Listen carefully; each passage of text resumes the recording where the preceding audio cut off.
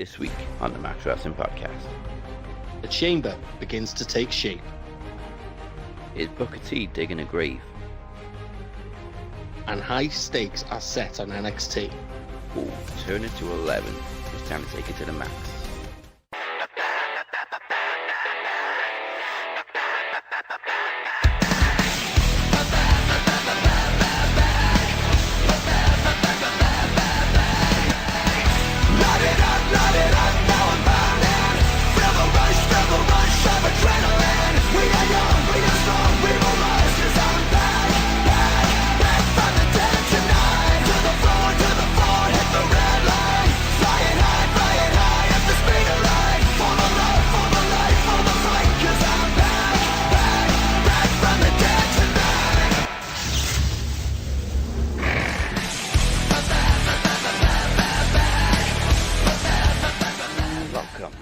Wrestling Podcast, episode 152.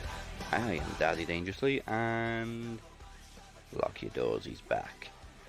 I am with the best heel in the business, the Butcher. Afternoon, good evening, or good morning to all you viewers. I took a week out last week, because as we know, I like to get things straight. I suffer from a condition called mental illness. We all know what it is, and it can sometimes take advantage of you. For that, I choose to deal with it. I will win, I will beat it. I am the Butcher. Lockdown. And we are, of course, with our captain. Not champion anymore, but still the captain, Mike Larkin. What's up, my dudes? Welcome back after a successful week last week with one Kelly Klein. Thank you again. You're welcome. Now, after a good week last week, it was okay this week. I enjoyed, I'd say, 2/3 of Raw. I did kind of drift off the third hour, but it was mainly good. I just want to say,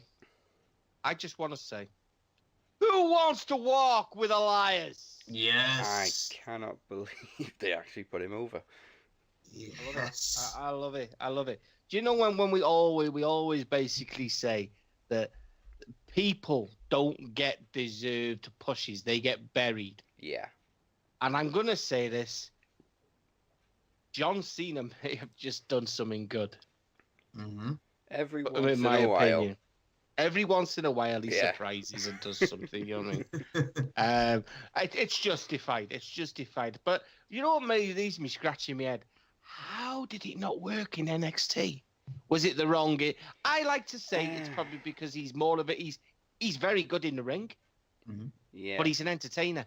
I think it was just a gimmick that needed to grow on you, and when you saw the way he handled the crowd, he just took it in his stride. He's so good, isn't he? Yeah. I mean, dim the lights and you just listen to him, and I mean, it's just he's got his own. I mean, what he's doing, that's so good is he's getting the response when he's asking for it from the crowd. Yeah.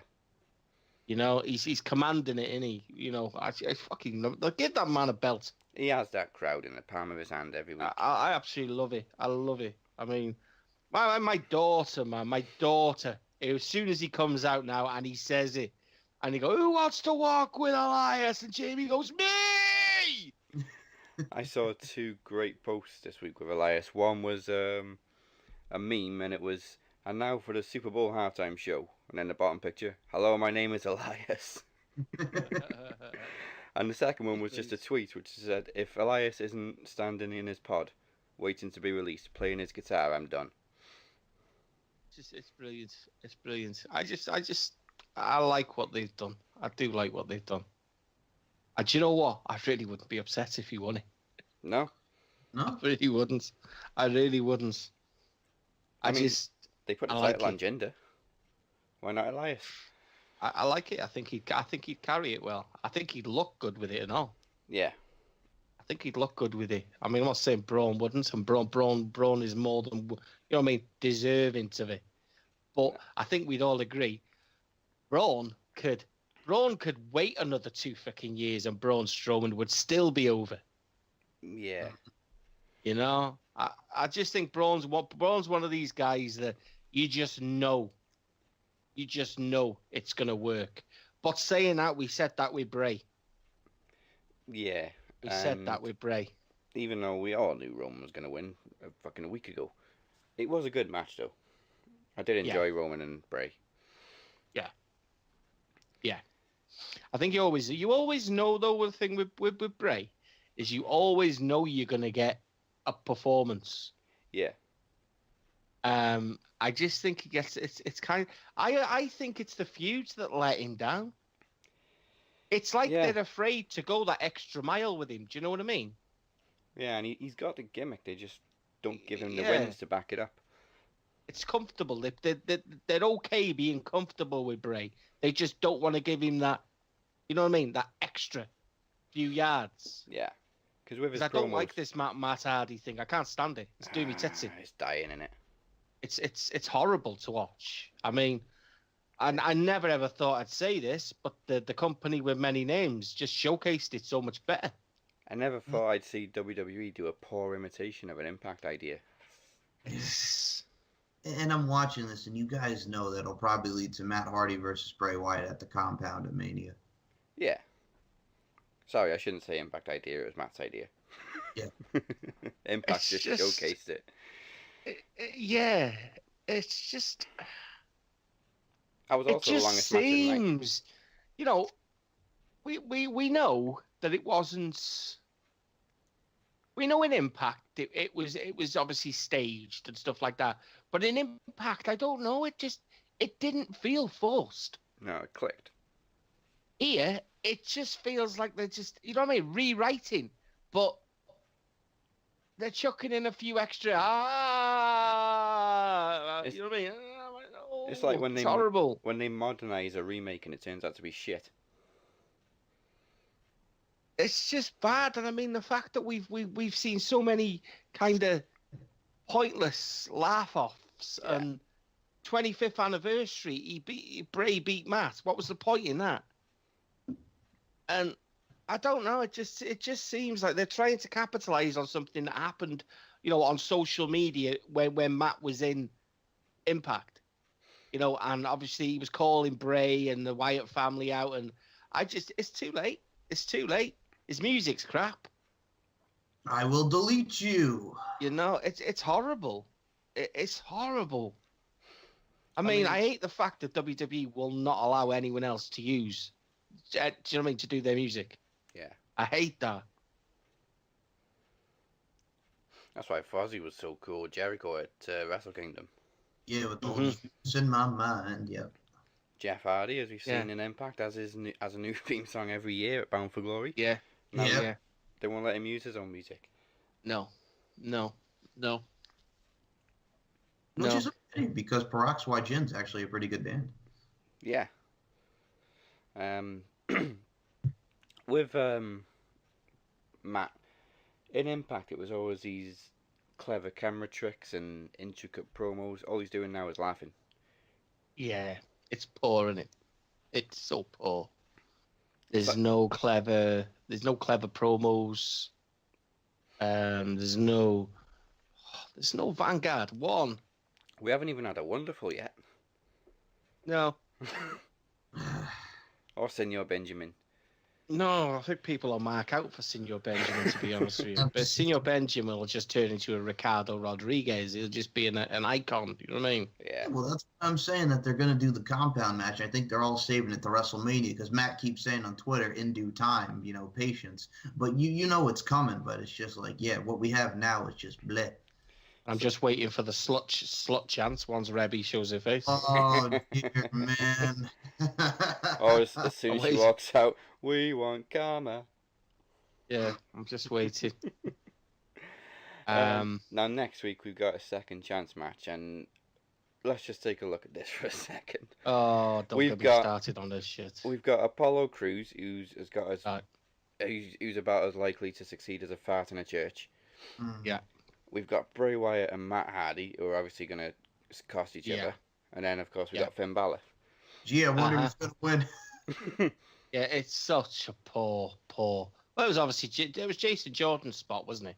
Yeah. Yeah, but he got Which was then, I think it was then that it was going to lead up to Seth. Yeah, at Mania. You know, Seth at Mania. I mean, but it's got Balor written all over it. I mean, but I was reading something this morning, and I was just looking at it, and I was thinking, they're clearly going for Balor Seth at Mania.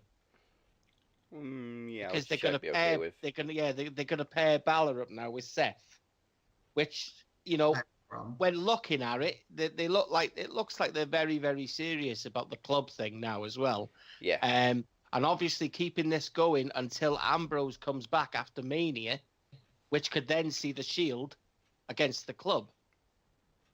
Cool with me. You know, which is okay with me. That's okay with me.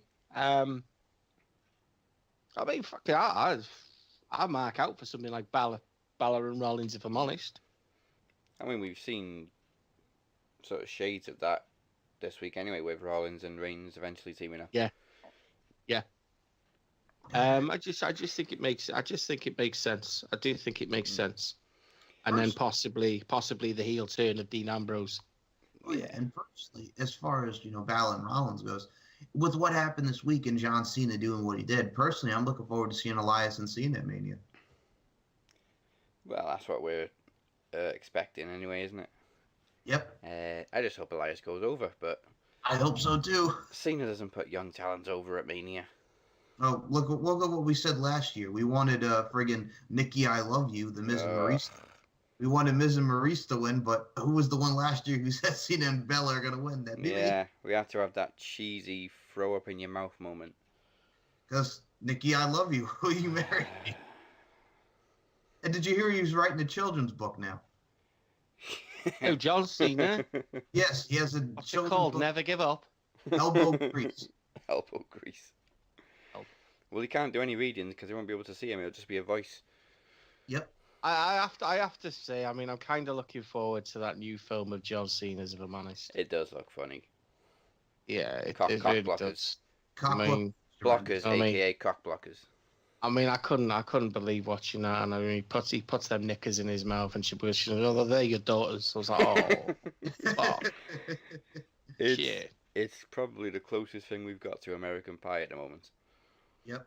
John Cena is kind of funny, though. I mean, I will say that. Yeah. I mean, I honestly don't think he's bad. To be honest with you, bad an actor. I really don't. No, I can't actually think a film of his I haven't actually enjoyed. Yeah, I was gonna say I'm in the minority, but I did actually enjoy The Marine and 12 Rounds. You know, Legendary was very, very good. Yeah. What was the last one I seen? I watched him in Sisters. That was quite good. Mm-hmm. The one with Amy Schumer. That was quite good. Yeah, that was quite good. What was the latest one? Daddy's Home. Yeah. Daddy's fucking spectacular. You know, the guy gets a lot of fucking, you know. Yeah, he gets a bit of bad rep, I think. But I think all freaking WWE superstars do when they go into acting. I mean, let's not forget, people fucking called The Rock fit to burn. You know. What is he now, the highest paid actor in Hollywood? Highest paid actor in Hollywood, yeah. Churning out a new film every 6 months. Exactly. And his new one looks very good as well, Skyscraper. Yeah, it has some criticism, but I'll give it a go. Yeah, there's more to come. I mean, I'm just waiting for the next I'm just waiting for him to turn Braun into the new Kane in horror films. Yeah. Yeah, that's got to be coming. See No Evil 3. It has got to be coming. Jacob Goodnight's cousin. You're not going anywhere till you get these hands. Yeah. Oh, well, they named Jacob Goodnight after Kane anyway, because Glenn Jacobs. So what are they going to call him? Adam something. Adam Goodnight. Oh. I enjoyed the first one. I didn't like the second one. I thought it was shit. The second one was dog shit. Yeah, the second one sucked ass, man. The first one was tremendous. The second one was just bleh. He got impaled through the eye, and then a dog pissed in it, and suddenly he's back to life. Yeah, what the hell's that shit? Fucking urination from an animal makes him alive? Yeah, exactly. Yeah. Oh, Jason can do it. Don't compare Kane to Jason.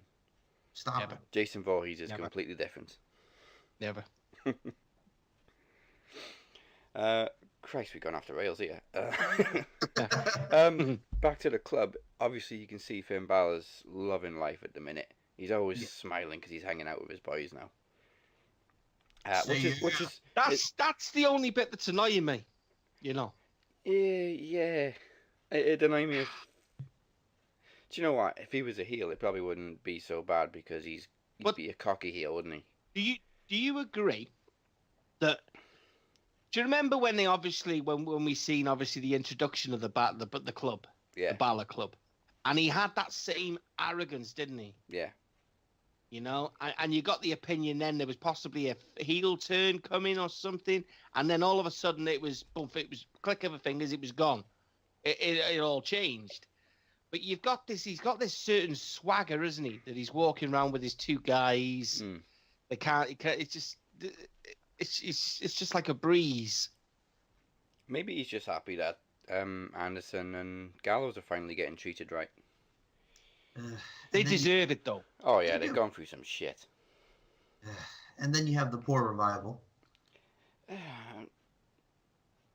To be honest, I don't think the Revival have been too damaged yet. Maybe if they keep on losing, then yeah, but... Yeah.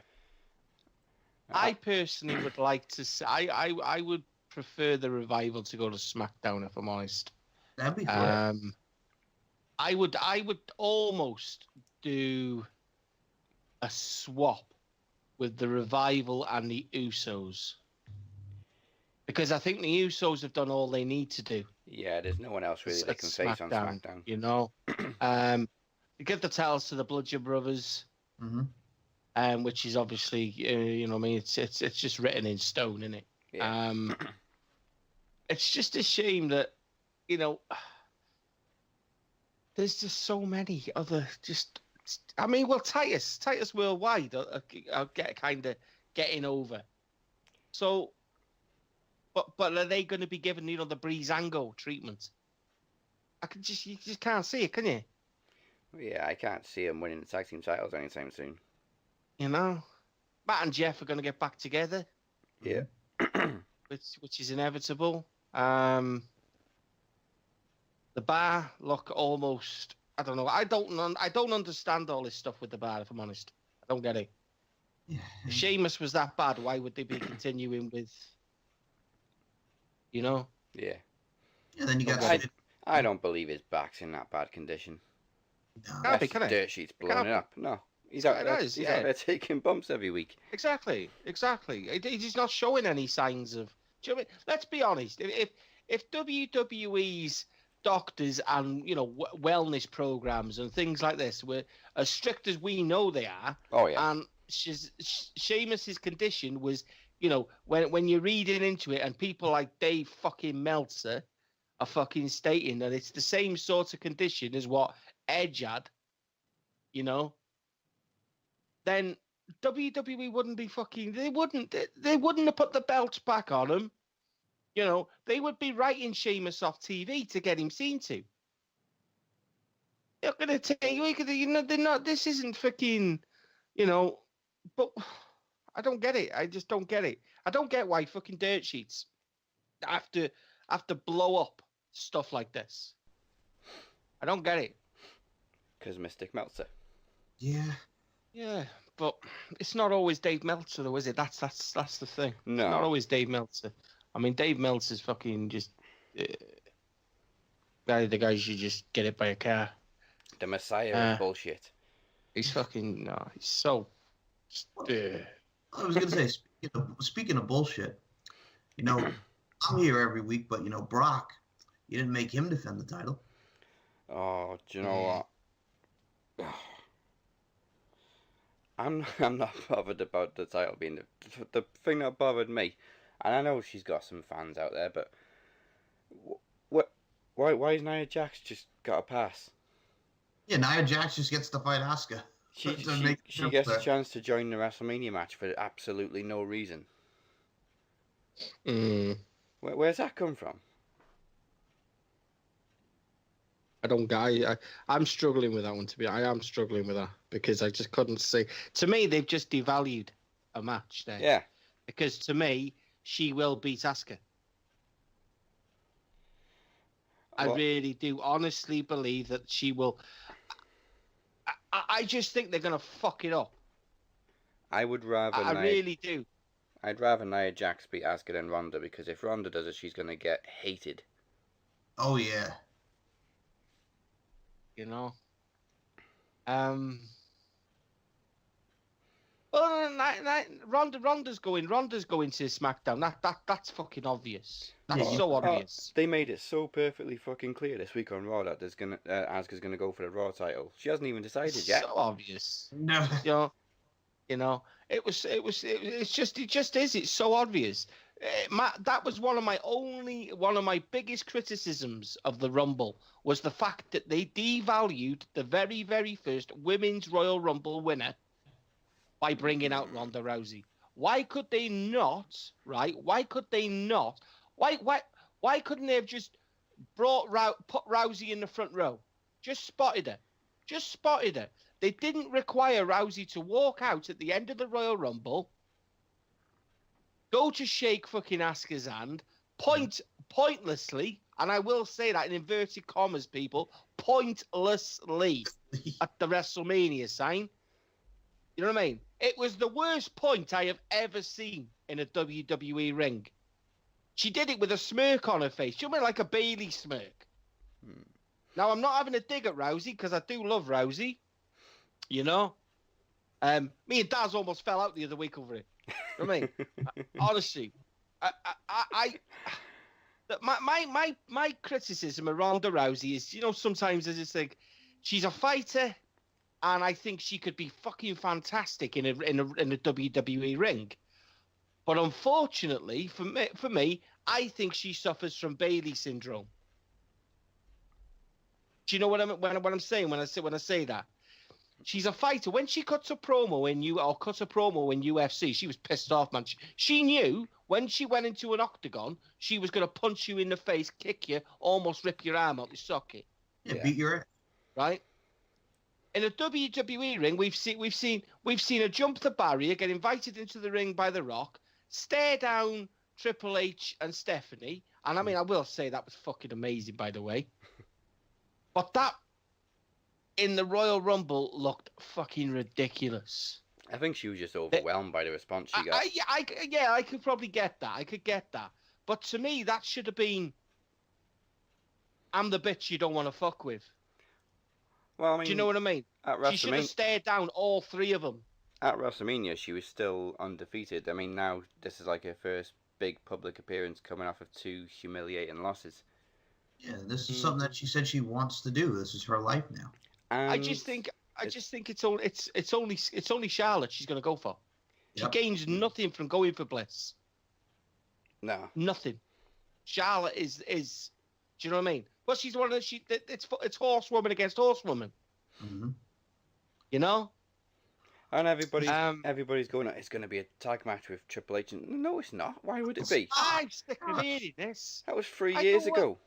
I got a lad they play with at Xbox. I mean, good guys, and they're WWE fans, and they love their wrestling. And he was saying that the other day, and I was like, oh my god, he could tell you read dirt sheets. She made it clear she's going after one of the champions. Why would she go after a feud 3 years old when The Rock's too busy anyway? It's not happening. It's not happening. Do you know what I mean? I mean, for fuck's sake, Stephanie McMahon's just been blowing smoke up her ass. I mean, the only thing I could see is Stephanie McMahon possibly fucking costing Rousey a match, and Stephanie possibly having a match with Rousey. Yeah. That's the only thing I can see coming from it. We're not going to see another a mixed tag match, you know. And you know, fucking, I'm sick of seeing these supposed super cards. You know, people writing a freaking WrestleMania. Fantasy booking. Yeah. I'm sick of it. It's doing me head in. You know what I mean? Triple H versus Braun Strowman. Why? See, who said that? We don't do fantasy booking. We do realistic booking. You know what I mean? What's that assumption based on? Oh, it's based on Survivor Series last year because, you know, Triple H will still be pissed off. Why? Well, yeah, and we were saying it last week because everybody's rumored to have Braun go against either Miz or Triple H, and I'm like, that's like so old now, though. I don't get it. Triple I H. don't understand this. Triple H has probably seen Braun nearly murder Brock and Kane. Why would he pick a fight with him? He's probably like, fuck that shit. I don't proceed to know everything. But come on. Why are we... Triple H is going to come down a couple of weeks before WrestleMania, right? He's going to come down a couple of weeks before WrestleMania, and he's going to cost Braun an opportunity at Brock Lesnar. Why? Give me a reason why. And I said the story is you should have Braun win that chamber and have him kill Brock at Mania. I think so. At this point, Braun deserves that title. Stop with the bullshit now.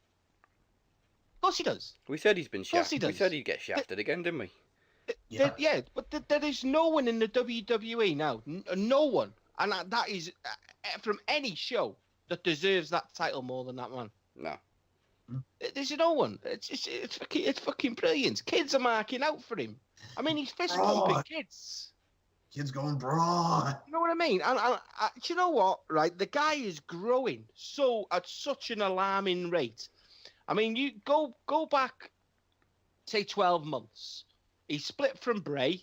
He's gone to Raw. He's coming out the ring, and he's talking on a mic. Oh, I want more competition. You know what I mean? And it sounds boring, but he's gone from that into basically having the segments he's having on Raw. I'm not leaving till somebody gets these hands. Exactly. You know what I mean? And then he's in the ring last week, and he's asking the crowd what they want, and they're responding. One more time.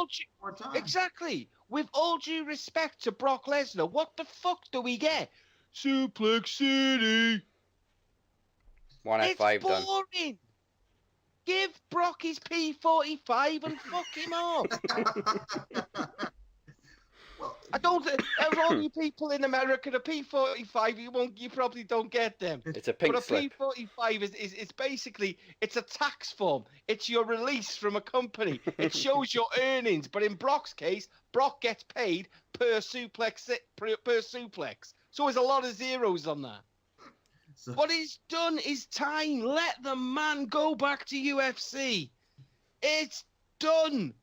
I'm sick of people, and there's a lot of people that listen to this, and I don't get it, man.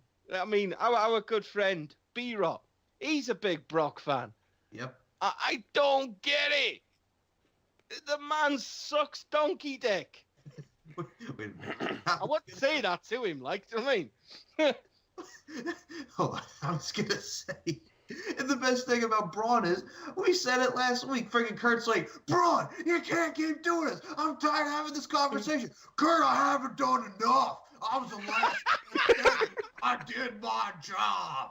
I did my job. You said last man standing. I did my job. That haven't done enough. Be honest, spot on. That and me. People still keep kicking off about that, right? Oh yeah. And one guy, right, did just I answered it perfectly. Yeah, look at that, man. But you can't need the beast and not expect to get punched. I said, yeah, but the beast didn't drop him, did he? You know what I mean? There's fucking. He didn't drop him. Them two punches were aimed to hurt him. But it didn't. No. He stumbled, all right? He stumbled. Fuck me, he got back up. I believe Brock Lesnar I honestly believe, Brock Lesnar's not scared of no one. But I honestly believe Brock Lesnar looked at him and thought, fuck me. Well, you saw the face at the Rumble, man, when he friggin' got up off that table and Brock's looking at him like, oh shit. That's what I'm saying. The guy is fucking money. He's money. He's money. I mean, man, we all know my daughter with certain wrestlers, man. She do AJ Styles, she's Nakamura. Yeah. She's fascinated by Asuka. But she is that music, man. She comes breaking through fucking doors like Stone Cold goes through glass. And all I hear is, Braun! I mean, I went to parents' evening the other day, right? And I had the teacher tell me, right, the problem I got with Jamie is she's very huggy. I said, okay. okay, she loves kids. No, not really love kids. I mean, she's like throwing kids around. Like, oh, yes, yes. Yeah, it's a bit worrying. She said we had to pull her aside the other day and tell her because she was doing something to one of the children. I was like, oh, fuck, right. I'll talk to her. She wants to go to WrestleMania. Yeah, well, I knew what she was doing because she tried to do it to me on the carpet. She tried to get me in an Asuka armbar. Brilliant. Oh. I was like, whoa, don't be doing that on children, Jay. Well, you brought it up, so it looks like we're going towards the direction of Bayley and Sasha Banks, and Sasha going towards heel. But what'd you think of that Asuka Bayley match? It was all right, but Bayley was never going to win. Absolutely, but the handshake was cool afterwards. Yeah. It's kind of nice to see a little bit of a mean streak from Bayley. I gotta be honest, because to be honest, I'm getting a bit fed up of Sasha Banks. Me too. Her attitude stinks. I think the wrestling business is getting a bit pissed off with Sasha Banks. If I'm honest, I'm hearing so much, reading. I go through the point of feeling sorry for her, and for just fucking wrestling marks being wrestling marks and saying, she's a danger and you know what I mean, she's dangerous to wrestle with. I mean, let's be fucking honest. You can't say she. I mean, I personally have questioned some of her stuff. But we can't say she's dangerous because we don't do what she does. No. There's two people in that ring at the end of the day, and they're both responsible for each other. Well, i.e. making the other person look good, selling the move, With all due respect, I keep watching this thing about when fucking Sasha Banks is kicking Lita, right? Lita has never, ever been any good with selling. Never. No, and she had how many years of ring rest? Well, you could say that, but Lita in herself, I don't see anyone saying Lita was fucking dangerous. Well, I don't know. A few people were scared when she done that moonsault because she's always done them a bit low, hasn't she? But no one has ever said that Lita was dangerous back in the day. I remember Lita doing a suicide dive through the ropes and nearly breaking her fucking neck. Yeah, her and Trish. No one ever mentions that. Yes, Sasha Banks got her issues and stuff like that, and I do believe that for a fair amount of time now, that I don't know what it is, but there's something not right with Sasha backstage. I don't get it. I don't see how you can have so many freaking pushes, and then so many just drop of the title so quick. No, that doesn't make sense. I don't understand. That's the bit I don't understand. What's the point in having multiple reigns as a women's champion and then calculating them into days and it's below 2 months? Yeah, 4 reigns in less than 2 months. That's pathetic. It's pathetic. It's not even worth having them. Do you know what I mean?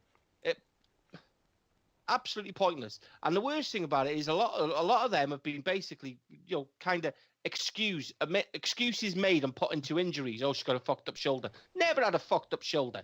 Oh, what made it worse was it was back and forth with Charlotte. Yeah.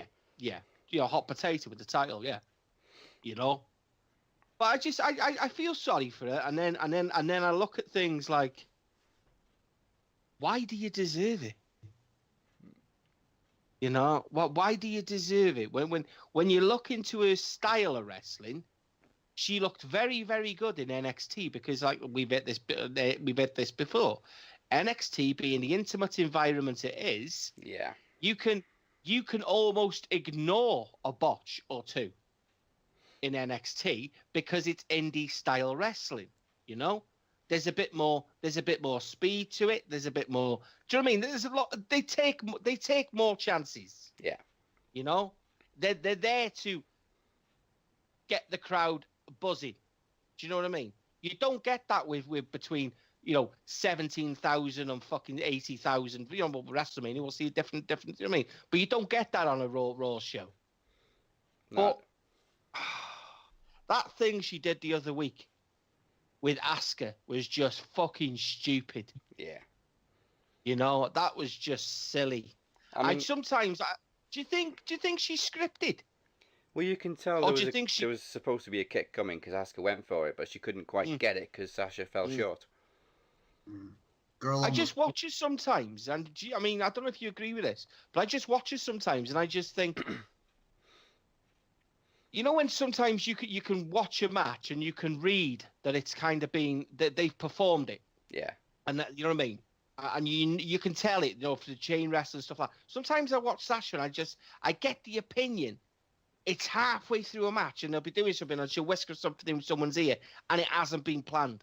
Yeah. But that is when she botches.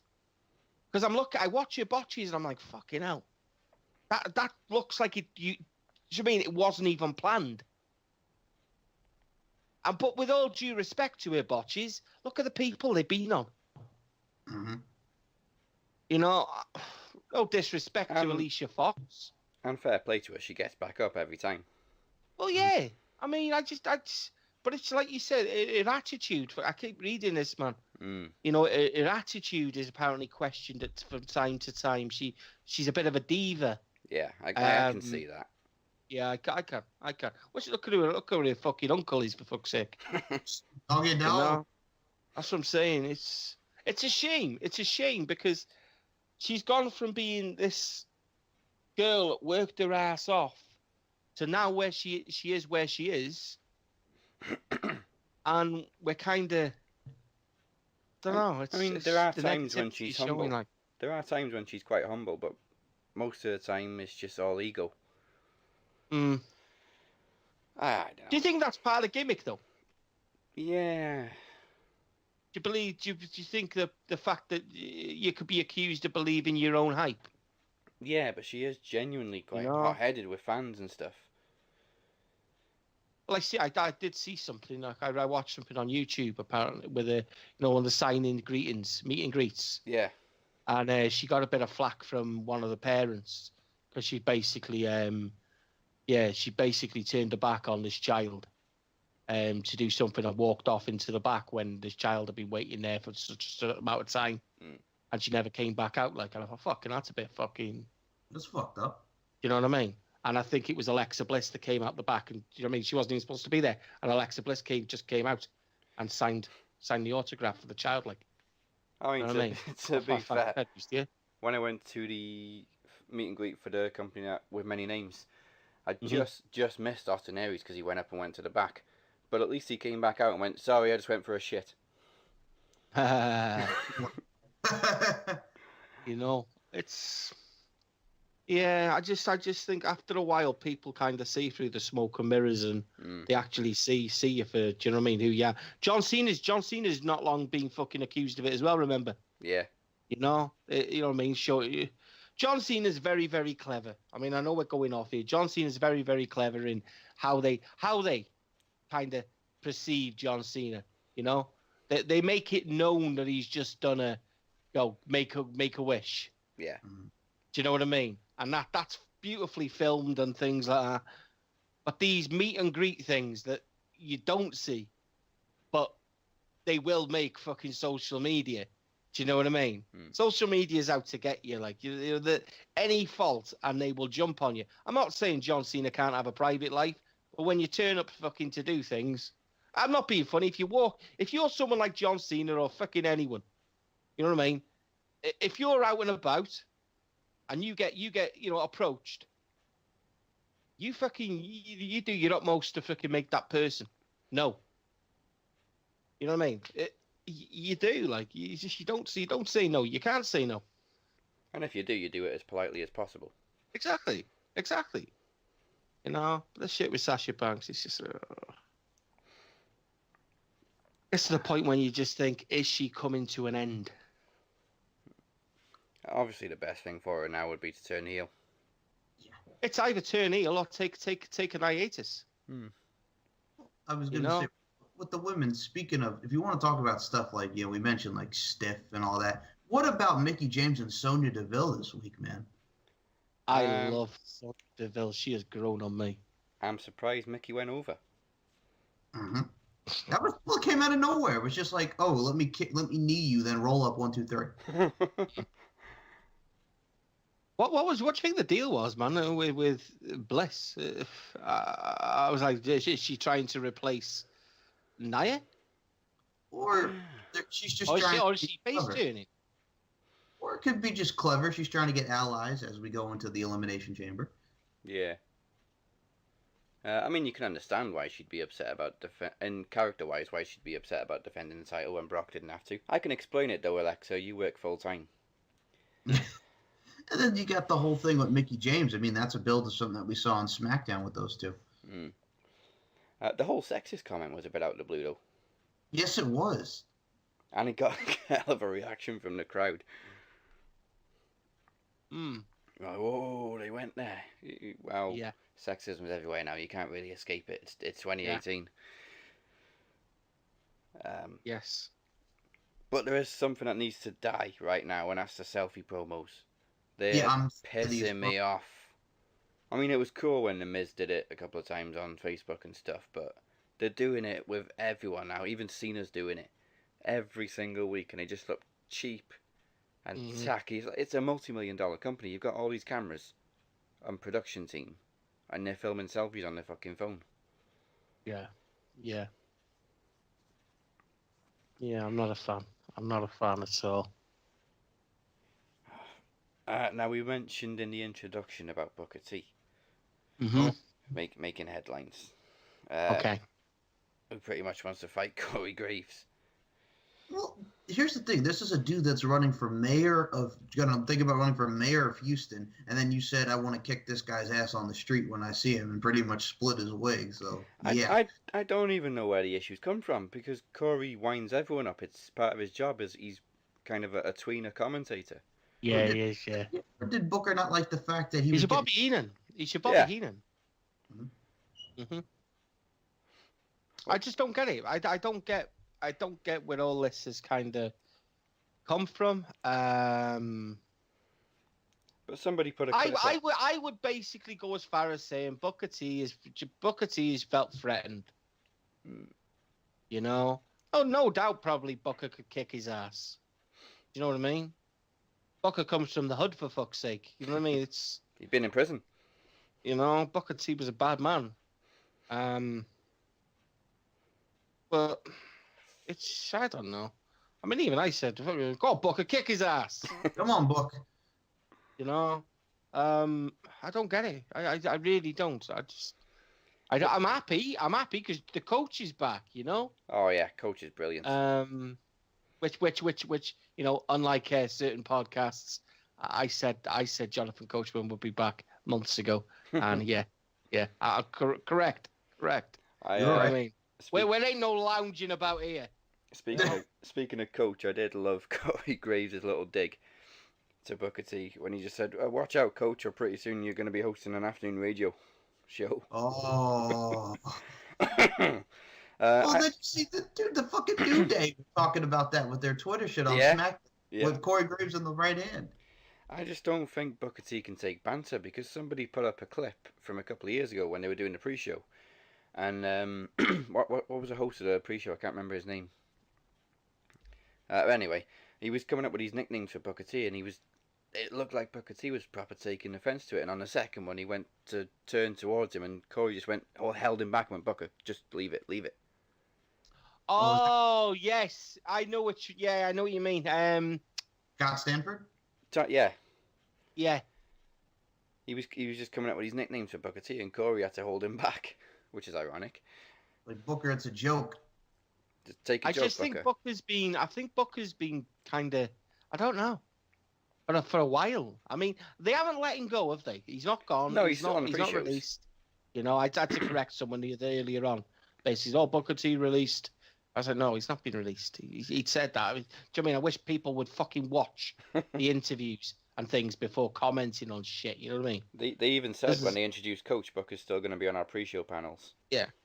Just told him to take time out, man, because they were afraid of him busting him up. Also, he was a terrible commentator. Oh, shit. He was shit. I mean, the fact that he fucking loved him tripping Michael Cole up. That's outstanding. The best thing he did as a commentator without speaking. It's brilliant. I don't get it. I mean, I'm not being funny. He's probably looking for his release, if I'm honest, because if they release him, he gets his payday. I would go as far as saying that he's probably looking for his release. Which means, I mean, if he keeps fucking talking the way he's talking and he's talking about Corey Graves will just go knock on Vince's office. Vince will telephone fucking Booker and say, Booker, we're gonna part ways. Well, yeah, You know what I mean? And then he'll get payoff. He's still under contract with the company, and he's threatening a colleague. You know, and then he'll go back to fucking Impact. You know, or he'll just be mayor. Just seems to be a thing in WWE at the minute. Like, yeah. If you're not wrestling, you run for mayor. Yes, I got one quick thing to say. How great was that tweet by Jinder Mahal of freaking Gronk getting all upset that they lost the Super Bowl, and Jinder wrote, "Don't." That happens when you hinder Jinder. I see Gronkowski's fucking thinking to threaten retirement now, isn't he, as well? Yes, he has. Which is another thing. Gronk's gonna face Jinder at WrestleMania. Oh no. Oh no. You know what though? It could fucking really happen though. That's the fucking thing. Yeah. Well, he's still concussed though, isn't he? Obviously, he'll have to pass WWE's Impact tests. Mm-hmm. Right. Well, Mike mentioned SmackDown just a minute ago. We'll get on to SmackDown in just a little bit. But before we go to a break, don't forget the next time we bring you a championship special is April 7th as we present the 3rd annual Promo Mania featuring Mike Larkin versus the new and first 2-time Knowledge Champion Mr. Kinny Killa for that metaphorical championship strap in a showdown that's over 1 year in the making. We'll also be predicting NXT TakeOver and WrestleMania and the debut of the Iron Band contract, which guarantees the winner a shot at the Knowledge title anytime in the following 12 months. And no, we didn't rip that off. And the second theme song is For the Glory by All Good Things, taken from the album Machines, and that's available right now on iTunes and Spotify. For more information, go to maxwrestling.wix.com/maxwrestling/promomania3 on our revamped, new and improved website. Take a look.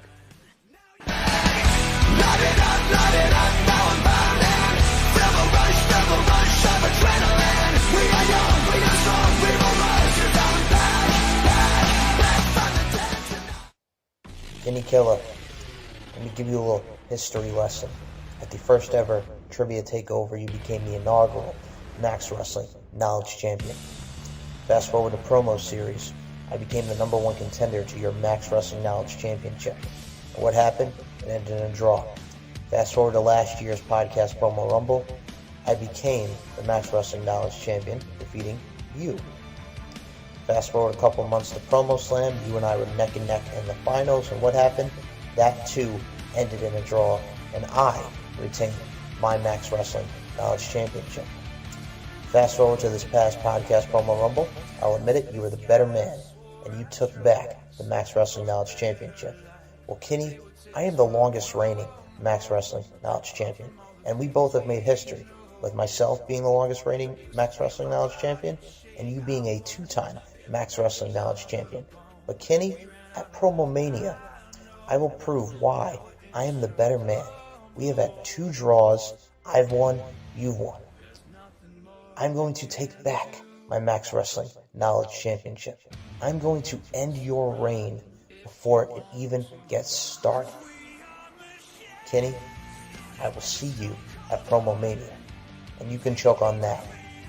Slap nuts.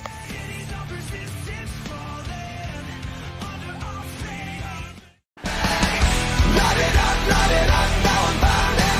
Rebel rush of adrenaline. We are young, we are strong, we will rise. You're coming back from the dead tonight. And welcome back to the Max Wrestling Podcast. Now, Mike mentioned New Day just before the break on SmackDown, who, for some inexplicable reason, spent the whole show on SmackDown on Twitter. Yeah, they're answering your questions. Alright. I mean, that usually happens before pay-per-views on pre-shows, but okay. I don't know why they would drop down to doing that. Well, I think their next feud is probably going to be with the ones who beat the Ascension and Breezango. Friggin' Benjamin and Gable are probably going to be their next feud. Yeah. Just seemed a bit random.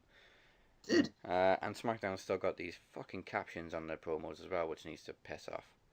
Yeah. Luckily, they've got rid of the graphics that spent a whole week on television last week, which were horrible as well. So, Yes, yeah. there was Yeah. no fucking cell door closing on Usos promos. Mm-hmm. There was no Rockstar on Shinsuke Nakamura. Oh, that was horrible. No. Who the fuck thought that was a good idea? Road Dogg. Road Dogg, yeah. Hey Vince, you know what would be cool? Oh boy.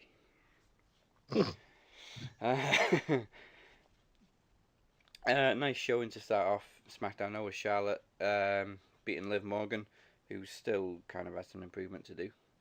Yeah, but She's so shit. she does suck, really. Out of the three of them, she's the worst. Oh.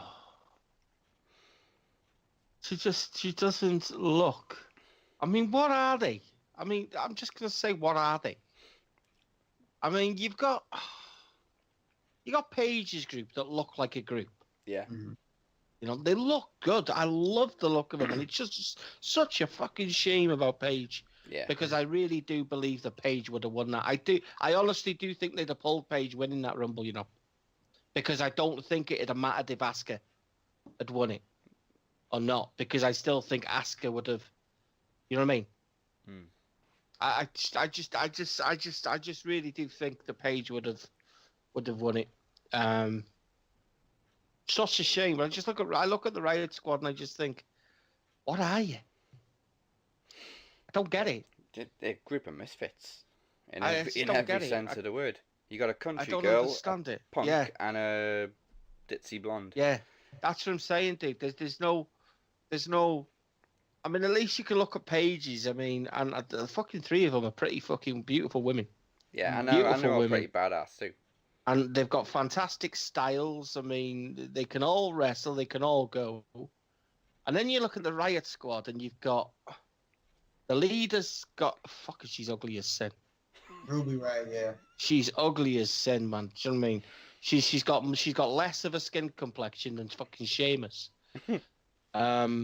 Liv Morgan, I just don't get her. I look at his style.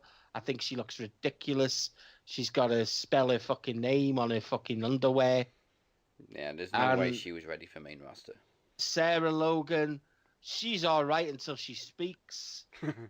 And then I just want to, she's not my cousin, man. You know, do you know what the worst thing about Sarah Logan is the fact that WWE aren't utilizing her properly. Yeah, because when she was on the indie scene as Crazy Mary Dobson, she was great. Yeah, that's what I'm saying. Dude, she would have been perfect for Bray. Yeah. She would have been perfect for Bray, honestly. There's so many dropped opportunities within. I just think if they'd have utilised. I mean, you can look at multiple people that could have. I mean, keep going through this, and we spoke about it so many times. You know, Sister Abigail. Mm-hmm. There would have been an opportunity to put him in the limelight.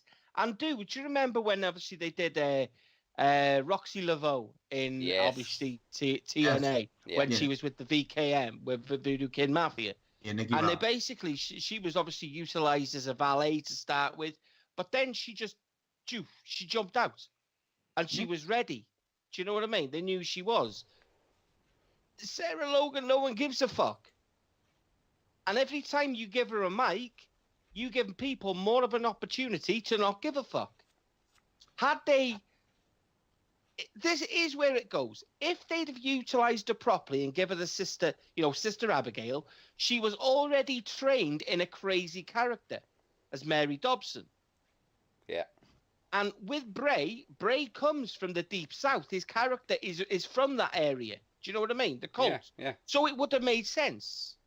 Do you know what I mean? No one would have cared about her accent. Do you know what I mean? It would have been cryptic messages. And then all of a sudden, she loses her shit and she just attacks it. Why the fuck? Are we not? Give me a fucking job in WWE. Seriously. Honest to God, I just don't get it, man. There's just three people there that it doesn't make sense. And you know what they're doing? Because we got Fastlane coming, so they're going to do Charlotte and Ruby Riott, and Charlotte's going to go through Ruby Riott. Oh yeah, because it winds me up. We've said Well, both factions came in as these bloody dominant forces, and they just keep losing now. That's all There's they nothing keep to them. Well, look at Charlotte, man. 1 down, 2 to go. Because she beat Liv Morgan. She's going to beat Sarah, and then she'll probably beat Ruby at the pay-per-view. You know where it's going. Yeah, Mandy Rose even lost the fucking mixed match challenge with Goldust. Yeah. Yeah, well, that was going to happen, wasn't it? Oh, yeah. Gold dust.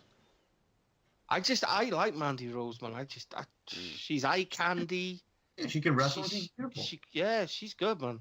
She's good. I mean, she's part of Tough Enough. She had a nice standout for Trish as well. Yep. She had a nice I like standout her, for man. Trish. Yeah, I like her. Big fan. Bright future. Gotta say, I think this is the first time since he's come to WWE that I've been annoyed at Bobby Roode winning. Oh, Bobby. That was spelt out for Rusev to win. They're chanting Rusev Day. It's getting over, but we have Glorious get the win. Even in the opening promo, they're chanting Rusev Day, and Shane and Daniel Bryan just acknowledge it. Duly noted. I firmly believe we're getting ready to pull Bobby Roode heel turn now. It's overdue.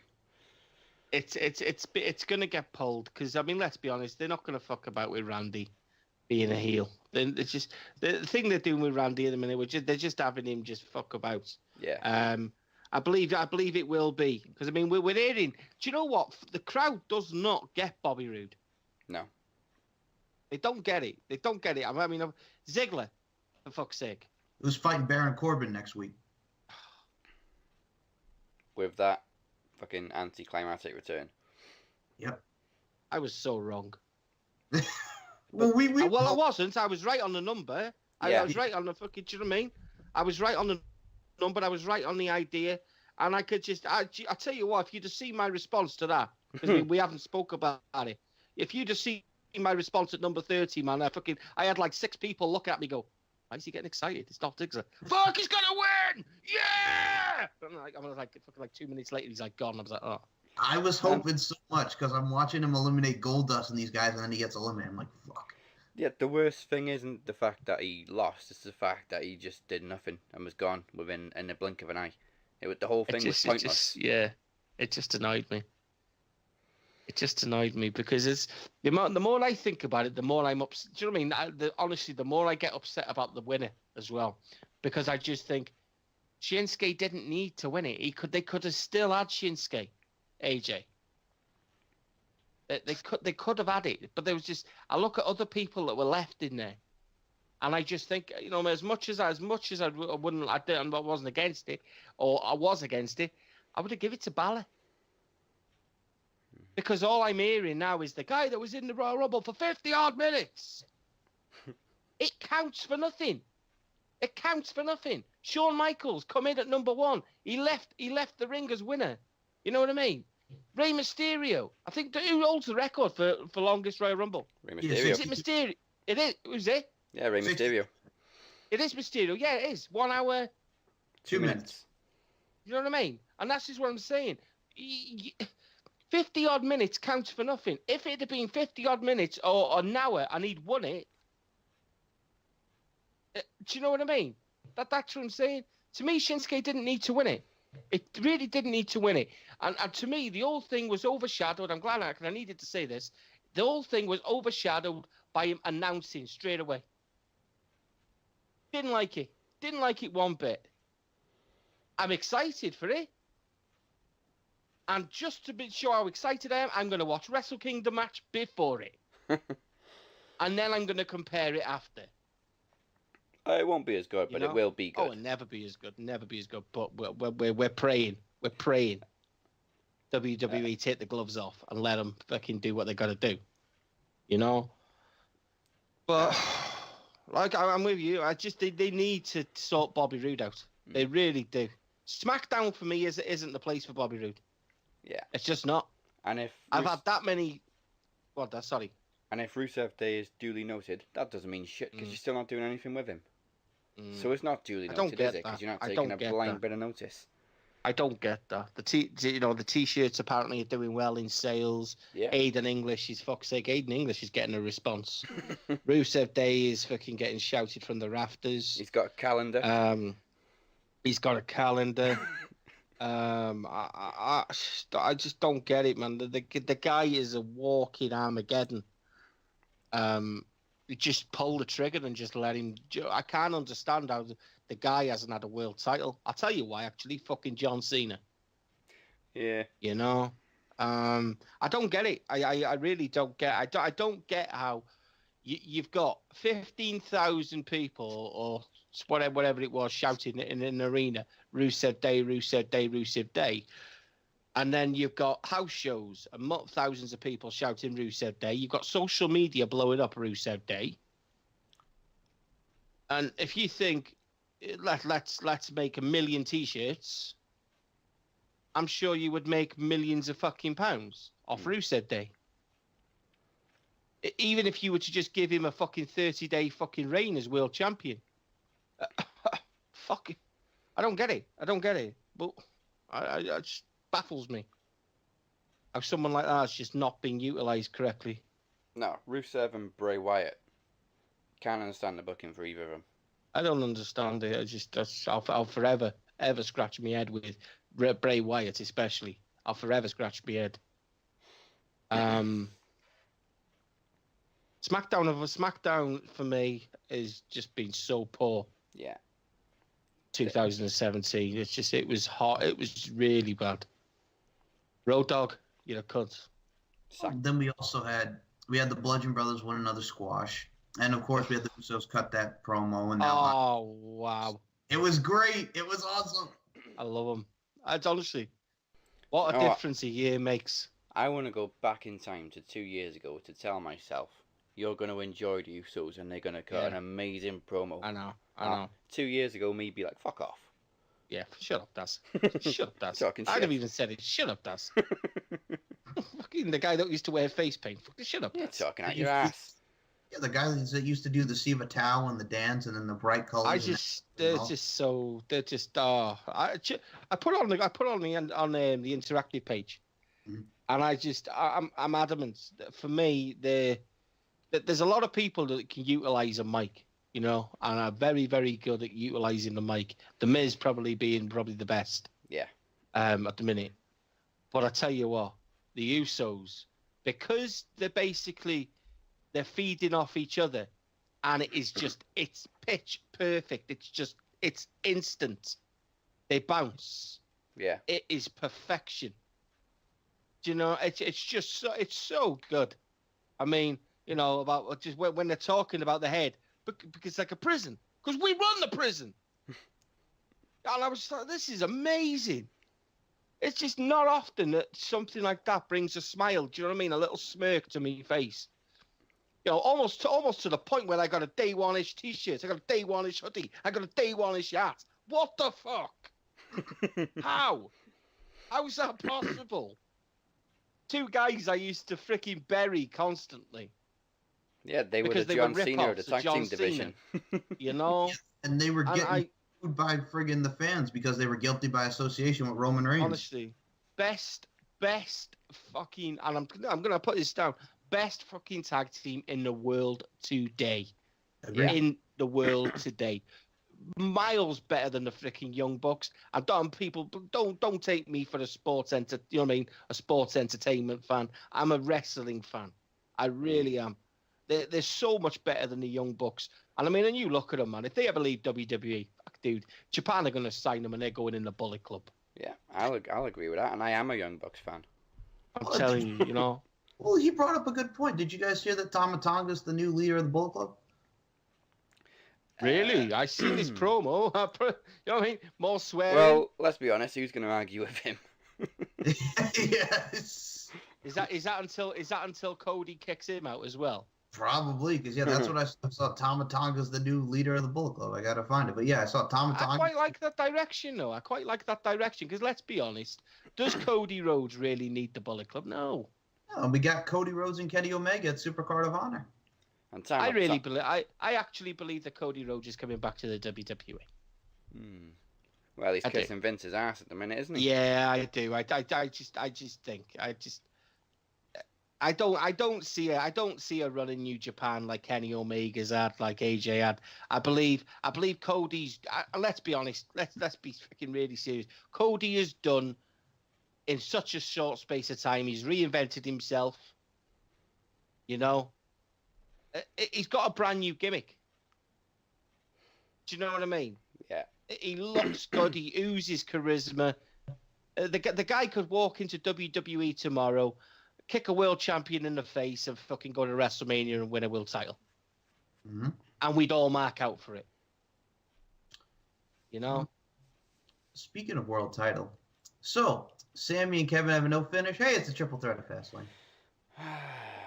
I don't get Daniel Bryan's agenda. Either he's turning I'm heel lost or with it now. he seems intent on pissing AJ off. I'm lost with it. I've gone from this. I think I've gone from this point where I thought there was an agenda to take on Shane, but I do see that thing. Obviously, when Shane mentioned it this week about his wrestling, I was thinking, "Oh, why would you say?" It's like 20 years ago when Vince kept putting Austin in title matches where the odds were against him. Like, you got to defend against Kane and Taker, but they can't pin each other. It's that sort of thing. But the difference is Daniel Bryan's a face and AJ's a face. So what's going on? But you see, even then, I mean, the other week I thought, well, we're gonna see them two against each other at Mania, and then I thought, well, why would you have them both face off against each other if? Do you know what I mean? Yeah. If you were gonna do it at Mania again, I don't know. There's some really. I'm not. It's good and it's bad because it's losing me. It's kind of taking me off the tracks where I was smelling, and then it's just gonna go bang, and I'm gonna go, wow, that was good. And I hope it is that kind of thing. Do you know what I'm saying? Yeah. I really hope it is doing that. On the plus side, it's keeping Kevin Owens and Sami Zayn as the most relevant thing on SmackDown. But on the negative side, I don't know what the fuck's going on. I mean, I don't know. I just don't want it to be. I don't want it to be another one of these Chris Jericho, Kevin Owens things. You know what I mean? Yeah. I just don't like it. But I kind of think it's done Zayn a world of good. Oh yeah. But at the same time, I think it's affected Owens. I just think Owens has been affected for a good fucking 12 months. Even when he had the Universal title before dropping it to Knobhead. Yeah, well, it was all about Owens and Jericho, wasn't it? He was never really relevant when he had the Universal title, to the point when all of us were actually saying we want Jericho to win the world title at Mania. We didn't really care about Owens, you know. He keeps getting paired up with a sidekick, and he's not getting a chance to be Kevin Steen. No, they don't. That's the bit that kind of infuriates me, is they seem all for fucking SmackDown does it all the time. Comedy. Dean Ambrose went through it. Yeah. Rusev is going through it. They seem like they always want Bobby Roode. They seem infatuated with trying to make people funny. And we know why, because Road Dogg for years has thought he was funny. You know? It's just, I've gone from, when they did all this thing with SmackDown, announcing Shane and Daniel Bryan, you know, it was a land of opportunity. That first year was fucking fantastic. Yeah. And then Road Dogg took over. And it's just gone. It's continuously dropping. It's just so bad. I can't. Was Triple H in charge of creative on SmackDown before Road Dogg? I'm not sure. I'm not sure. I'm not sure. I don't know. I don't know, to be honest with you, about Owens and Zayn. I mean, we know that fucking under no circumstances is AJ Styles losing, because I believe if AJ Styles lost and we lost Shinsuke versus AJ Styles, people would rip up the chairs and just fuck. Absolutely, and they're already promoting it. You know, it's not going to happen. Which to me, I don't see. Right, I hate the fact that we're having pay-per-views before Mania to fill the gap. There shouldn't be I a would pay-per-view much in rather- February. Do you remember when we used to go? We used to go Rumble, No Way Out, and then I think it was like 6 weeks Yep. Then without a pay-per-view. You know, I don't see why they don't. We don't need it, and they're pointless pay-per-views as well. I mean, Fastlane, okay, last year's was all right. You know, it wasn't bad last year, but They're speed bumps. Because Royal Rumble, you're on the road to WrestleMania, then you have to fucking slow down and go over this shit in February. I just think, it just baffles me why we're, you know what I mean? It's a pointless thing, because to me, you can build your feuds on TV. You don't need a pay-per-view to, you know, build a feud, end a feud, tell a bit more of a. It's just a reason for you to actually turn around and say, I've really got no interest in this anymore. But you've got like 4 or 5 weeks of it before Mania. I meant to ask you guys, what do you think about the top 10 list? That was a giant waste of time. Yep. It just halted the whole show. The crowd was dead. Daniel Bryan was going through this fucking top 10 list. And I'm like, what was the point in that? Literally, what was the point in it? And how the hell are the New Day number 6 and the Usos are number 7? That's all I can say. It was a giant waste of time. I don't see how it benefited the show in any way. I missed that. I can't remember that. See, it was Yeah, shit. Yeah, see. It was so forgetful. It's Nothing bullshit. happened. It's dumb. Ugh. Mm. And as for Shelton Benjamin, Oh, dear. Shelton Benjamin. Them and Chad Gable beating the Ascension, man. Oh no, I don't mean that. I mean he found the only rental place where you get a free handgun. Oh, yes, he found the gun in the car. That's right. What the fuck? I mean, even Randy Orton, who I think is a gun enthusiast, just sort of went, holy fuck, dude. Yeah. Gun in the rental car. Jeez. And he was driving around for 4 days with this with this gun in his car, not knowing about it. Jesus. Hulk Hogan had a pretty good response, to be fair to him. I think he says something like, I always thought that rental place was the gold standard of car rentals. Oh. See what you did, Hulk. Seriously. Now we're going to do NXT in just a sec, but I just got to say, first of all, there was a dark match after they filmed 205, which was AJ Styles and Shinsuke Nakamura defeating Baron Corbin and Jinder Mahal. Why is Baron Corbin off TV? I don't get it, because we got to save him for next week for Ziggler. And why is he teaming with Jinder? That makes no... The man who cashed in his money in the bank on him, and friggin' in that whole shit, now we're supposed to talk about that. I don't get this. I don't get it. No. But it is what it is. It is. It is what it is. Yes. So NXT. Well, I mean, we've seen a few spoilers because of the multiple tapings, which I think go up until March. So we do know that Gargano will be facing Almas in a loser leaves town match. Those of us that have seen the spoilers know the result. Wasn't hard not to fucking see him, though, was it? No, but I don't understand why they just completely went away from the Ciampa thing. Yeah. I gotta say, I loved his promo. I loved the whole Candice LeRae attacking Vega again and him going at it with Almas. But yeah, it's just... I do love the whole dynamic of the husband and wife thing. Me too. But yeah, I don't know. What did you think about Riddick Moss leaving Tino Sabatelli high and dry after their loss to Heavy Machine? I like it. I like it. Riddick Moss is a bum. There's only one Sabatelli. Yeah. Do you know? You know what I mean? And he's played in front of 80,000 fans. Yeah, see? Love Sabatelli. Love him. Well, actually, we've got a few matches lined up for next week. We've got Ember Moon and Shayna Baszler's rematch. And we got Pete Dunne and Roddy Strong. Yeah, hell of a card next week. Oh, wait, I got one thing to say. What did you think about Bianca Belair beating Jessica Hill this week? What do you think of Bianca Belair? I don't like her. I remember, wasn't she I on like before it. and she was using the hair whip? Yeah, she was on the Mae Young Classic. Yeah. I got to be honest.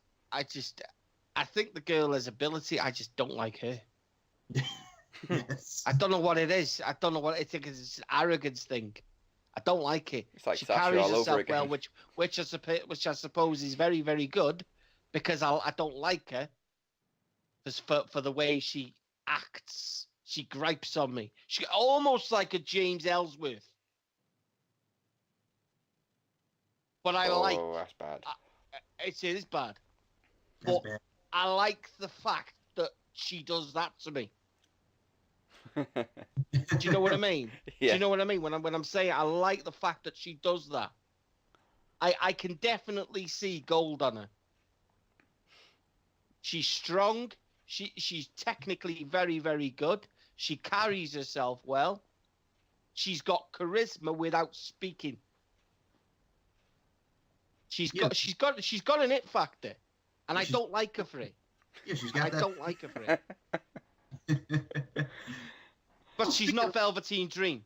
Oh, no, Velveteen. no. Where was the Velveteen Dream this week? I love me We some... don't need him every week, Mike. Do you know why? Why? Because he's the Velveteen Dream. Yes. Yes. And you know what, people? You will all say his name. You know what? I'm starting to get the Butcher thing here because Butch, every time you see Velveteen Dream, you're just like, every time I see him come, that hold out. I love him, mate. No, I really do. It's a fascination of mine now. I love the man. I love him. When he did that promo on Gargano with the whole, spotlight fade and then the walk, and I'm like, the man is great. I don't get people, right? I don't get people. This is one of the things I don't get. When I listen to people, and you mentioned the Velveteen Dream, I read something the other day. Someone put something about Velveteen Dream. What does everyone think of the Velveteen Dream? And some guy put on there, he's a bum. And I went, fuck you, you're a bum. Are you out of your fucking mind? The guy's fucking money. You know what I mean? It's and then you hear people go, oh, well, I don't really like his gimmick. I don't really like the what don't you like the gimmick? Are you homophobic? You know, are you homophobic? Because I mean, that is the same sort of thing. I mean, the guy, like you said, Mike, the guy is money. The dude's money. I've never been right. When I got into wrestling, there was one man that it's just the way he carried himself was Jake the Snake Roberts. His promos, his psychology. Velveteen Dream is exactly the same. He's good. He's got me. And I tell you what, the last person to do this to me was CM Punk. Exactly. He's got me listening. You know what I mean? And not just me. Thousands, millions. The guy is money. Triple H is doing this with his hands. And he's rubbing them together. And in a way, Triple H is going, I really, really fucking hope Vince doesn't fucking call this guy up. And you look at crowd, dude. The crowd friggin' sings his theme song. D-R-E is, yeah. It's just amazing. I don't want to get excited about it, but I mean, the pants, guys, the pants. The pants. You know what? When people get called up to the main roster now, I'm actually hoping they go to 205 so Triple H can handle them, not Vince. Yes, right. Well, Roderick Strong just had that great match with Hideo Itami this week. Yeah. Well, you know what? I really hope that this is just the start of something special, and you know, without sounding horrible and you know negative towards certain people on 205, I hope they start from scratch. Yeah. There's certain people in there that haven't put butts in seats and people don't care for. The likes of Lindsay Dorada and Grand Metalik. Thank you for your work, but pack your bags and go. You know, it's not needed, is it? You know, I don't do think... you see Ricochet going to 205 though? Vince still thinks it's 98 and Mexico is huge. Mexican wrestling isn't very big anymore. Yeah. I mean, the UK is, you guys have, I'll be saying, the UK is fucking taking over. I mean, look what we got next week. We got Gulak versus Nice, and we got Tozawa versus Mark Andrews. Yeah. Ah, I could see. I heard some ACH was backstage at NXT the other week. Nice. I read. So that could be a plus. yeah. Triple I'm H, a big fan of his. I like him. Triple H watches Ring of Honor. You know. Christ, I mean, not being funny. The Triple H, actually, let's rate the company down the road. Go and get well. You have to rate nowhere. You don't need the company down the road. Just go to nowhere and get Ishimori. Actually, speaking of Ring of Honor, I had a mark out moment last night in work. Because now and Yeah. again we have these live events. We show live operas. So it's Royal Opera House. So it's on the board, and this guy comes to the counter. He says to his mate, "I saw that on the board then. Guess what I thought?" His mate goes, "Every bloody time you think, don't you?" "Yeah, ROH if I was pay-per-view." No, it's Royal Opera House. I'd love to show ROH pay-per-views here. Yeah. ROH. Did you know that ROH has lost more superstars Yeah. than Wait a Impact Wrestling? Wait a minute. Hold on. I gotta say this, and I don't care. That individual responded back to you.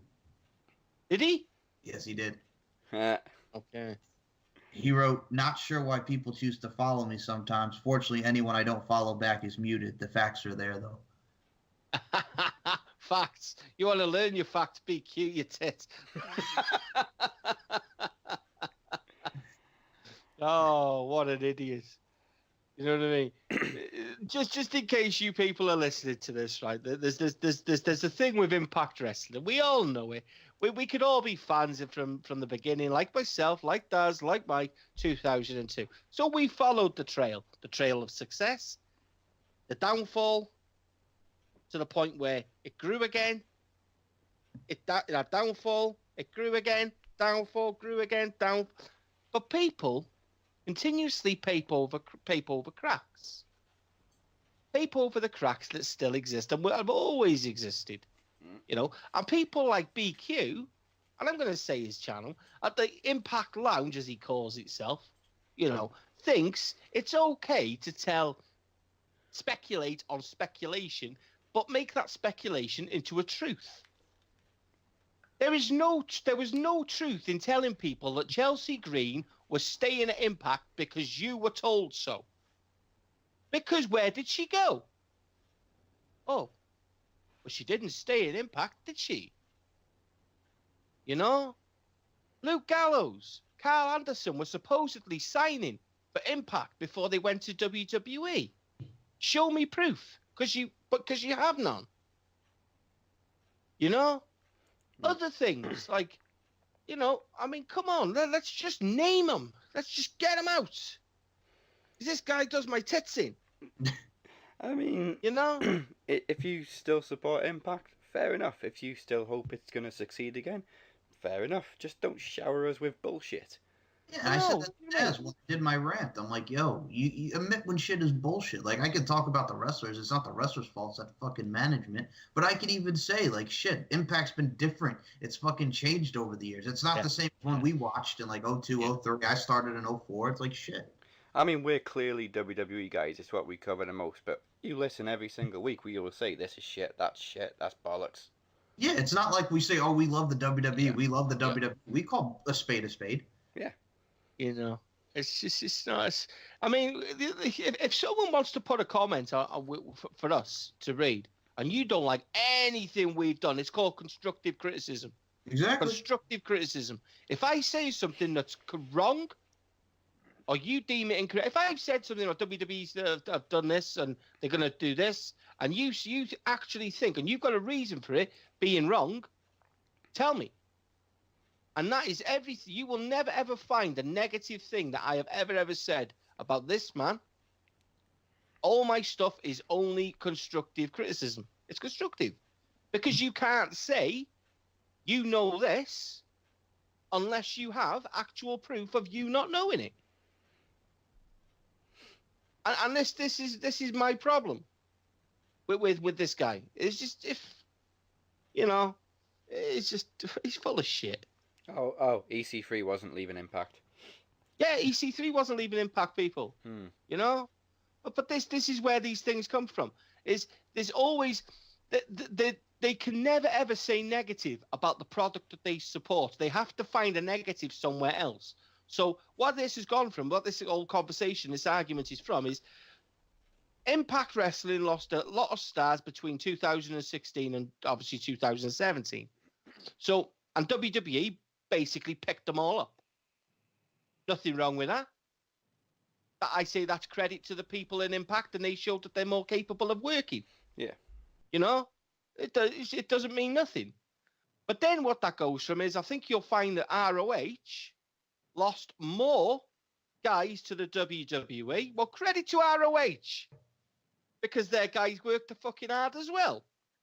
You know, I think some people forget that WWE is not, it's one company and it's basically divided into multiple territories.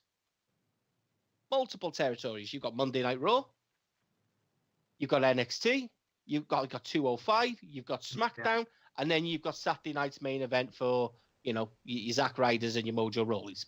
Anyway, and you know, and this is what you've got to do, is you've got to fill all them territories. You've got to fill them all. It's not one show like fucking Impact Wrestling, you know. But to have a dig at ROH, and you know, me merely say is, you cannot have a dig at ROH. Well, why would you even? ROH are in a perfectly good relationship with the second biggest promotion in wrestling today, New Japan Pro Wrestling. Possibly the best promotion in the world today. Depends how you look at wrestling in general. Me personally, I would still say WWE is my go-to product. But I would definitely say New Japan, but now basically having the New Japan World is very, very quickly catching it up. Mm-hmm. You know, it's getting more English-based, obviously with the English commentary, and a lot more guys going there now that, you know, are crossing the pond as such. Yeah. But for guys like you know, BQ to basically say that, you know, well, what's the argument based on? What is the argument based on? Because if I would look at that, I would look at that only in one way. The fact that you've had less stars than ROH taken would clearly say to me that you've got a shit roster. And I would argue that to be correct anyway, because you've had to lease everyone else's over the last 2 years. So, and the fact that your talent relations is failing and your talent lease is failing, that another guy basically hit on about Ishimori, you know, basically being picked up when Noah decide to take him back because he's hot fucking property. You know, as I also hear New Japan are interested in him. He's good. You know, it's a sinking ship. You know, but I'm not saying don't support your product, man, but be realist. Be a realist. I'm a real wrestling fan. You know, there's two differences. I'm open-minded towards anything. I can be positive, I can be negative. I will not blow smoke up WWE's ass, and I won't blow smoke up any fucking other promotion's ass. You know, apart from New Japan, because it's fucking amazing. Apart from New Japan and Jay Weiss. Oh, Jay, right. You know, it's just, you know, I just say it how it is, and I did say I'd never ever do a butcher rant again. But hey, play my fucking music. Oh.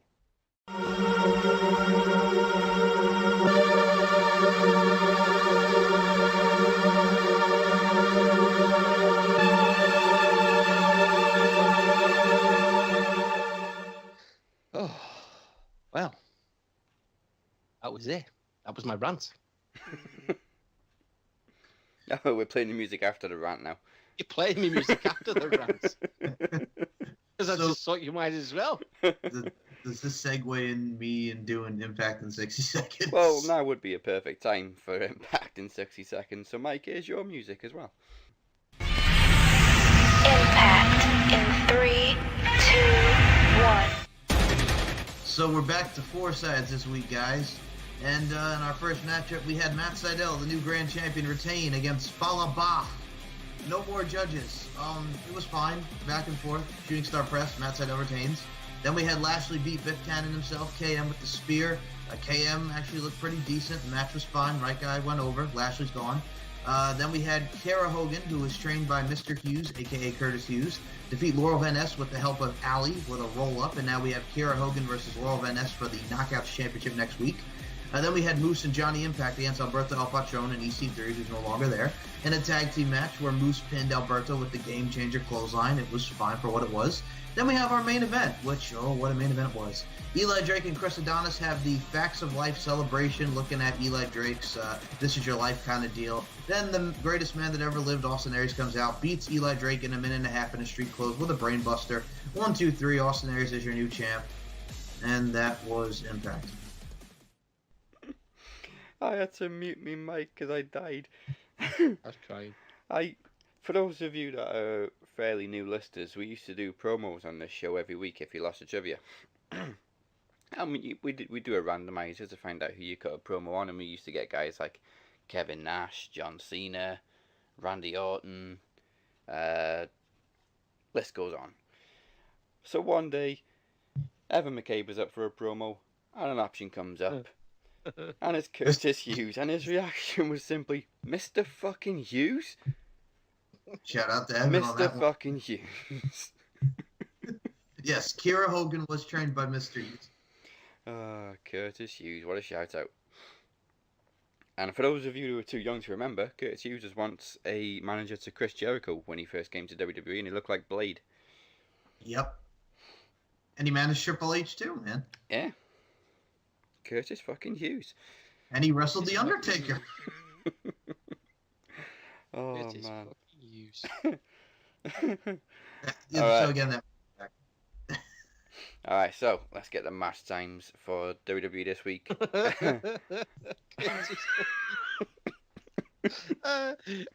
Evan had some of the greatest promos. I mean, Rick Marshall.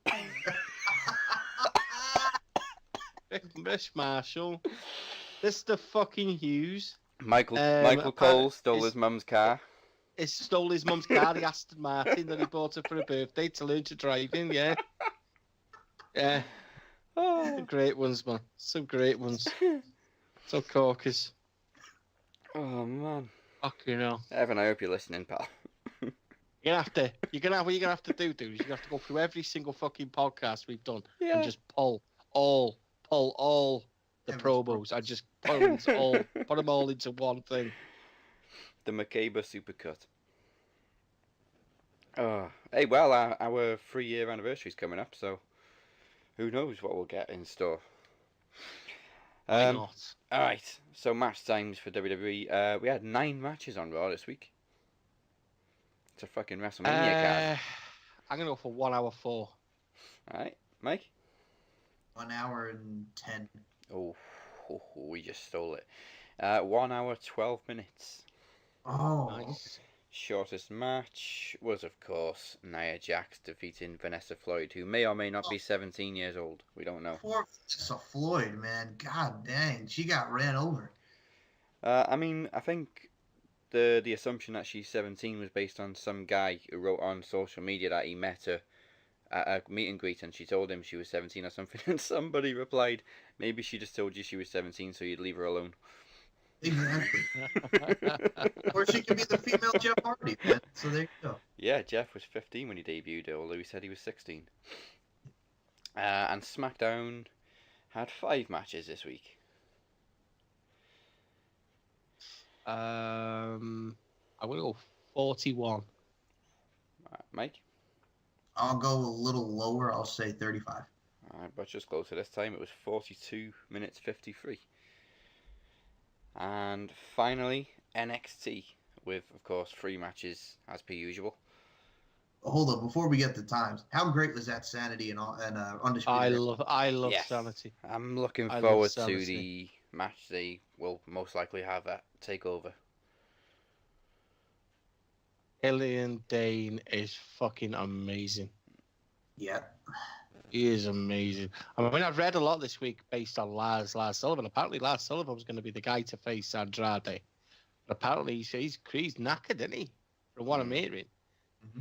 He's got some really, really bad injury worries. Like, I mean, I know they've said he's about to return to TV this week. Yeah. But apparently they're really, really kind of, they're not sure. Shit. Doesn't bode well, does it? I just push Dane. I think Dane is amazing. That guy is he's an absolute animal. Alright, big demo. And he's British. From Belfast, Northern Ireland.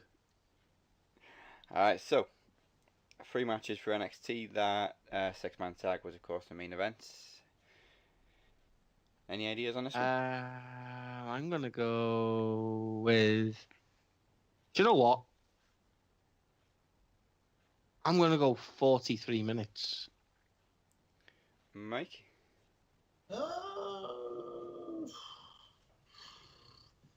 Alright, so give me a minute. I'm thinking. Okay, so the main event was probably the longest. Bianca Belair was probably the shortest. And then we had the first match. I'm gonna say like 28 minutes. Quite a bit less than both. It was 19 minutes 39. Wow. Oh, You were right though. The main event was nearly 15 minutes long. Bianca Belair and Jessie Till was 1 minute 11 seconds. yo, speaking of that, what do you think about her using the old Big Show alley-oop as her finisher? Nice. We don't see enough alley-oops.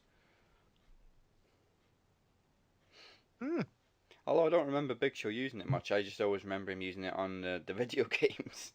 Well, yeah, he used it like very briefly. He used it at the Invasion pay-per-view when Yeah. he killed Stasiak, Chris Kanyon, and Hugh Morris.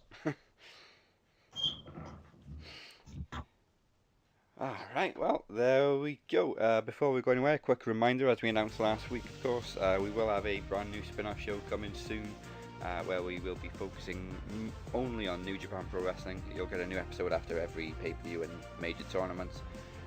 So look out for New Japan Max Wrestling coming very soon. And thank you for listening. Don't forget, you can find us on YouTube, Podomatic, iTunes, Stitcher, and SoundCloud, and of course Facebook at Max Wrestling UK.